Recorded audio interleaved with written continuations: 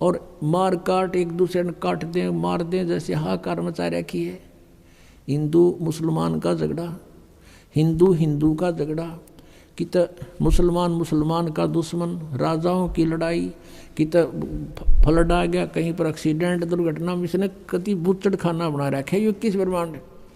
और हम बाकी ने सोचा हम तो नहीं मरे, बाकी वो मर गया फलाना, अच्छा वो हो भाई बड़ी बुरी हुई। और अपना अपन कहना अपना नंबर नहीं, नंबर तो 100 दिन, पर हम आँख मीच रहे कबूतर की तरह, पर कब तक मीचेंगे। तो इस ज्ञान से फिर हमारी आँख भी खुलेंगी और हमें वो भगवान मिल जाएगा जो इससे आउट कर देगा, ये हमें नहीं मार सकता फिर किसी सूरत में भी। अगर यहाँ भी तुम जीना चाहते हो सुख से तो इस मालिक की शरण में रहना पड़ेगा, ताकि वो कसाई खावे को ना अपने। तो वो परमात्मा कबीर देव है, कबीर साहब है, यह हाहाकार मचा रहा है। किसका उद्देश्य ये कि इनको सबको यहाँ दुर्गति करूं, इन ये भगवान की भक्ति ना कर सके, ऐसी स्थिति का शरीर दे दिया हमारे को। इसमें कभी बीपी हाई हो रहा, कभी लो हो गया, कदे जाड़ बढ़वानी, कदे आँख बढ़वानी, कभी कुछ हो रहा है, कदे कुछ एलर्जी होगी, फलाना हो गया। सारा ब्रान माटी इस जीव की है, और इस पेट के लिए सारा दिन लगे रहो, परमात्मा की तरफ जानना ना जाओ। और यदि कोशिश करें परमात्मा की तरफ तो उल्टा ज्ञान ग्रहण करा दिया सबसे। अब डोए जाओ डले रहना काल के जाल में। तो उस परमेश्वर ने दया करी हमारे ऊपर के मेरे बच्चे दुखी हो गए। सतलोक में रहा करते थे, वहाँ कोई इनको दुख नहीं था। अपने के लिए अपना ही दुखी होता है, और उसके लिए वो परमात्मा हमारे लिए भटक रहे हैं। हमने वहाँ गलती की थी। अब 10 मिनट में एक वर्बली आपको सृष्टि रचना सुनाएंगे। पुण्यात्माओं, आप बुद्धिमान हो, अब कोई बालक नहीं, बहुत बुद्धिमान व्यक्ति हो गया है मानव इस कलियुग के अंदर। ये भी देन परमात्मा की है।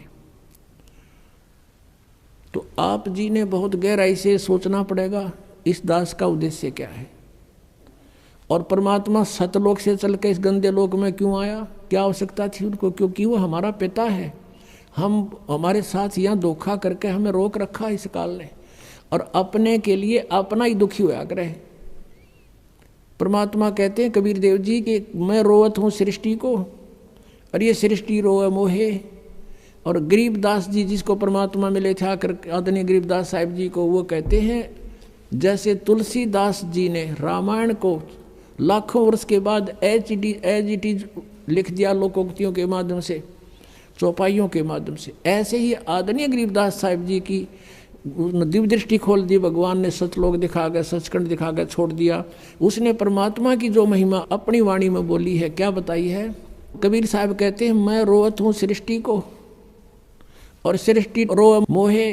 और गरीबदास इस वियोग को समझ नहीं सकता कोई, कि मैं तुम्हें खोज रहा हूँ कि, और तुम्हें बताना चाहता हूँ आई एम गॉड, मैं परमात्मा हूँ, मैं तुम्हारा पिता हूँ, तुम मेरे बच्चे हो और तुम मुझे खोज रहे हो। लेकिन हमारे इस वियोग को, हमारे इस विछोड़ को कौन मिलावे, कोई नहीं समझ सकता कि तुम कहाँ से बिछुड़ कर आए थे।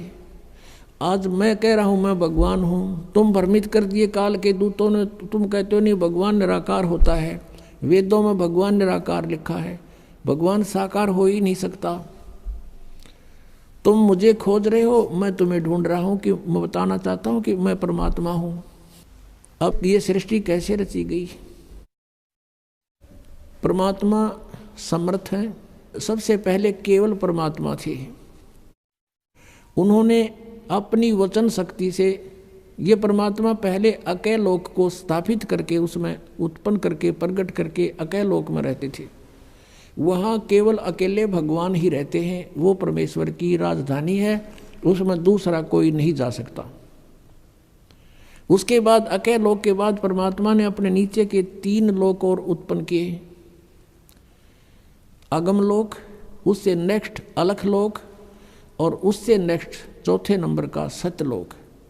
और नीचे से हम गिनेंगे तो प्रथम सतलोक, दूसरा अलखलोक, और तीसरा अगम, और चौथा वो अकय लोक।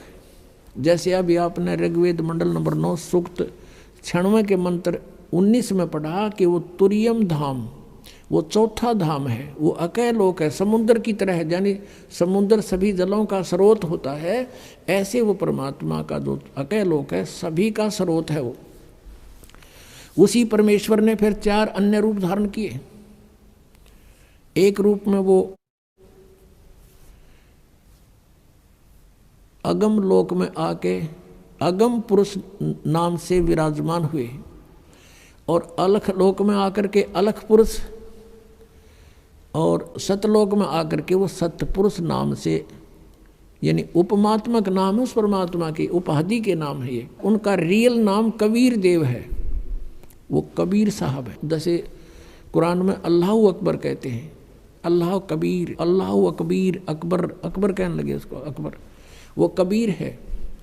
कबीरन खबीरन ये कुरान शरीफ में लिखा है, वो कबीर देव यानी उस पूर्ण परमात्मा का नाम है ये। तो सतलोक में परमात्मा ने, अच्छा तीनों चारों लोकों में जहाँ भगवान अपने अन्य रूप बनाकर रहता है, इनने अपने अपने रूप की शोभा भी इनका अलग अलग बनाई है। जैसे एक सतलोक में परमात्मा के एक रोमकूप का प्रकाश, एक रोमकूप यानी मनुष्य सदृश है परमात्मा, हमारे जैसा ही। गरीबदास साहिब ने कहा कि हमरे ही उनिहार है, हमारा सृजनहार है, हमारा भगवान हमें बनाने वाला हमारे जैसा है। और आपने वेदों में देख लिया राजा के समान और नरवत, ये तो निरे दिखा दूँ आपने, मनुष्य के तुल, इन्होंने अड़ंगे कर रखे इन वादों का, लेकिन मूल पाठ के अंदर स्पष्ट है नरवत, मनुष्यवत अग्नि, नरवत देव, नरवत मनुष्यवत शंभु, मनुष्य जैसे भगवान, मनुष्य जैसा परमात्मा, मनुष्य सदृश है। और पवित्र बाइबल में लिखा है सृष्टि ग्रंथ में प्रथम अध्याय के 26वीं आयत में श्लोक में, उसमें लिखा है कि परमात्मा ने कहा अब मनुष्य को उत्पन्न करूंगा और मनुष्य को अपने रूप में बनाऊंगा। परमात्मा ने मनुष्य को अपने स्वरूप के अनुसार उत्पन्न किया, तो भगवान निराकार कैसे हुआ? तो मनुष्य सदृश है।